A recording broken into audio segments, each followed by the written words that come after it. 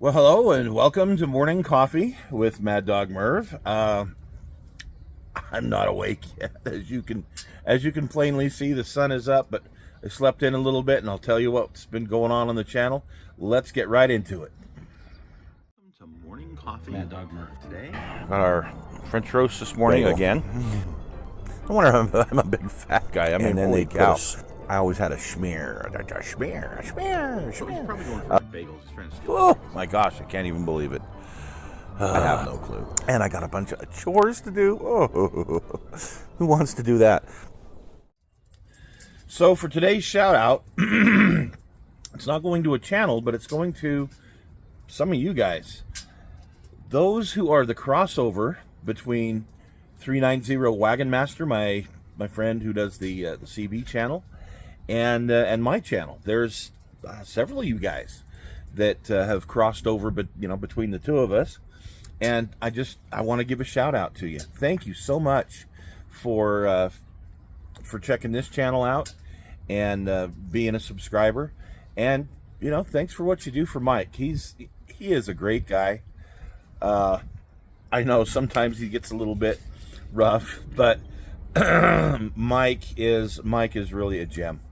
And when he left several years ago to go live in the Pacific Northwest, it kind of left a bit of a hole, He was somebody that, well, I just got to tell you, I really appreciated and I really enjoyed his company back during the high school days and after high school days particularly. He talks a little bit about his Firebird that he used to have. Well, I'm the one who wound up with the Firebird, and I think we've done a show on that before, but yeah, I'm pretty sure I've done a show on that. Anyway, big shout out and thanks to the guys who were crossover between 390 Wagon Master and Maddog Merv's channel. Hex marks the spot. When I can't even remember how I ran across the kit, but I knew I had to have it because it's part of a series that, I can't help myself. Whenever I get hooked on a series of things, I got to have them all. And the price was right at the time, and I picked it up. The build was just perfect. It took a week of working here and there on it. So it was quick, it was simple, but very effective. It's going to be really neat. It is really neat, actually. It's already down in my office. And when I run the black lights down there for the grandkids, all of the really cool things that I've got just pop out. And they absolutely love that particular one. So I hope you guys got something out of it and enjoyed it. And then we weren't going to do a kit hoarder stash last week. I got a frog in my throat. Darn frogs. Anyway, we weren't going to do a stash this last week. But it was Christmas in May when I got this package from eBay. I had won one of two auctions. The other auction had a lot of hoods and tops and other things that I could really use. But unfortunately, I wasn't paying attention, and I let that one lapse. But this one I won. I was really excited. Some Mustang parts. Your eyes are always big when you see, oh, wow, cool. I got into it, and yeah, the parts are pretty rough. There's a lot of good rims. I will say that. There's a lot of good rims. A couple of car bodies that I can do something with that will be a challenge. And that's the whole point in something like that is you get it for parts, but if you decide to build something out of it, it's definitely a challenge. So along those lines, I got thinking about, this is something I do quite a bit. I am one of those people that don't mind buying a partially assembled kit or an already assembled kit that somebody's, getting rid of. And quite often it's somebody who, in their younger days, builds some models and they hang on to them for years and then finally decide, oh, I better get rid of this. And that's where they wind up selling them and I wind up acquiring them. a lot of guys, got to have a nice, clean, perfect kit, build it, and hey, cool. Good for them. I can do that, but I don't mind bringing something back that somebody else has worked on. In fact, to me, it's a real challenge, and I enjoy challenging my skills like that. So I decided I made the announcement on Thursday. In case you didn't hear it, though, I'm going to start a new segment called Model Graveyard Cars. Remember Graveyard Cars, the guys up in Springfield, Oregon? I actually used to deliver phone books to their shop in the summertime in July, a good decade or so ago when we were doing that kind of stuff. Anyway, hopefully my segments won't be as dysfunctional as their segments, but you never know. We'll try to keep all the drama out of it. At least we'll try. And what they did was mostly bring stuff back that was just gone, stuff that would have been and was in junkyards, just beyond repairing type of thing. So I thought, let's do something like that with these model cars. It might be kind of fun for you guys to see some of the techniques I use. So we're going to do our first installment on that tomorrow, so stay tuned for that. And then on the kit hoarder stash, I've got a Chevelle, a 67 Chevelle, that's 20 plus years old, that we're gonna review. So yes, we are having a kit hoarder stash this week. Well, this week I have been like a fart in a whirlwind, just everywhere. It's been very busy, and part of the reason why is my youngest daughter graduated high school just yesterday, or day before yesterday, and she was a junior, which, graduating a year early around here, it's really quite a feat to be able to do. She's already got a job as a lifeguard. She's had that for a while. Absolutely loves it, and she's looking forward to being out on her own. Good for her.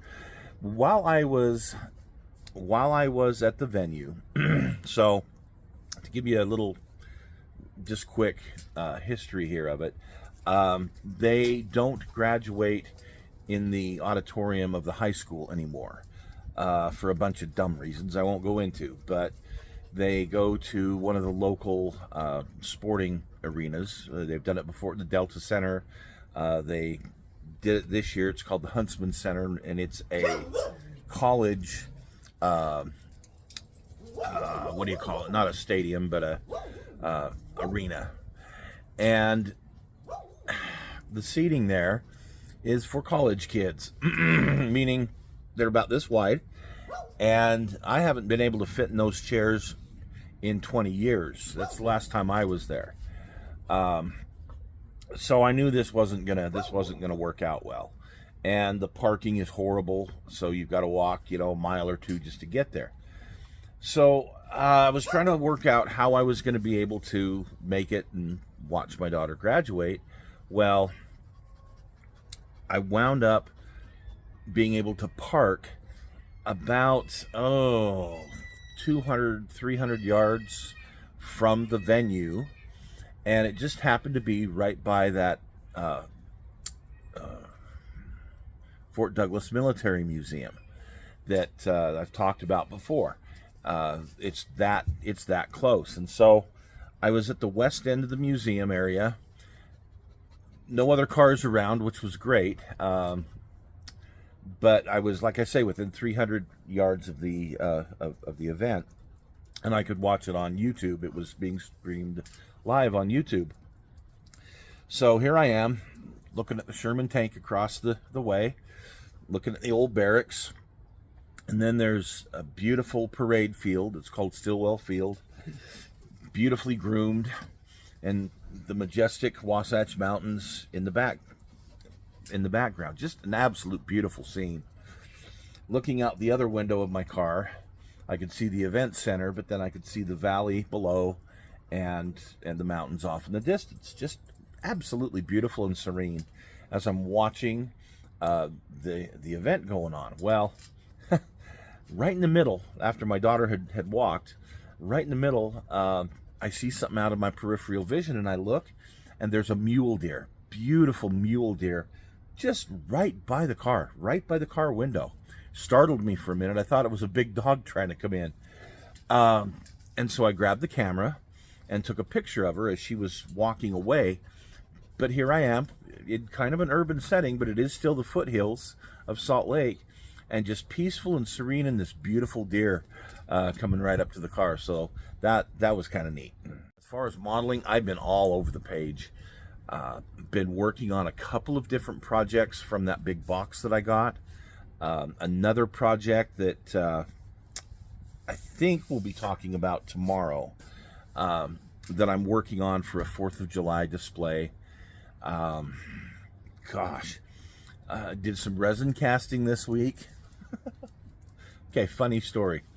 For those of you guys that are old like me, you'll understand. So there's a pirate medallion that came in, the hex marks the spot, and I wanted to resin cast it. Now, I've done those before, and as you know, molds only last so long before you gotta, toss them and make a new one. So that's what I did. I got the box together, I got the medallion in there. I get in my box and grab what I think is my resin, my RTV, and I mix it up. And it's kind of a translucent color, but this is really clear. And I'm like, well, okay, it has been sitting for a while, so I mix it 50-50. I pour it in over my medallion. And it takes about 4 or 5 hours for this RTV to set up and be ready for a mold. Okay. So I come back in about 4 or 5 hours, and it's still a little sticky. And I'm like, man, this is awfully clear. What's going on here? And I look at my bottles, and I had used my clear resin, not my RTV. And I'm like, oh, I better get it out of there real quick, because if I don't, it's gonna be a permanent part of the resin. So I tore the box apart, and I got my medallion out. So I've got this beautiful clear plaque with the indent of this medallion on it. It is really cool, but not what I wanted. So I did find my RTV this time for sure, mixed it up, and went ahead and made a mold. And I've been cranking out a few of those medallions, and that'll be another show coming up one of these days. But just funny how when you get old, you make some really stupid mistakes, which is exactly what I did. So between that, some of the car projects I'm working on, and then my buddy Mark had called and told me about some new decal sets that were out in 48th scale for B-24 aircraft, and I get looking at them, and these are for the Ploesti raid. There's a whole bunch of them, a bunch that I have already painted by hand, and a bunch that I still would need or would want for my B-24 collection. Unfortunately, they're expensive, and yeah, I can get them, and I will be getting them. But it took me down a rabbit hole of the August 1st, 1943 Ploesti Romania raid, Operation Tidal Wave by the U.S. Air Force. Oh, man. Very tempting to get back into my B-24s, I will tell you that. But I went down this rabbit hole. I did some research, and I read some new information that's out, and we'll present some of that in an upcoming show that I found just absolutely fascinating about the raid on Ploesti, Romania, or Ploști, as it's called by those folks. So anyway, I'm going to let you guys go. You have the rest of a wonderful weekend. We will see you tomorrow for the premiere edition of Model Graveyard Cars. Take care.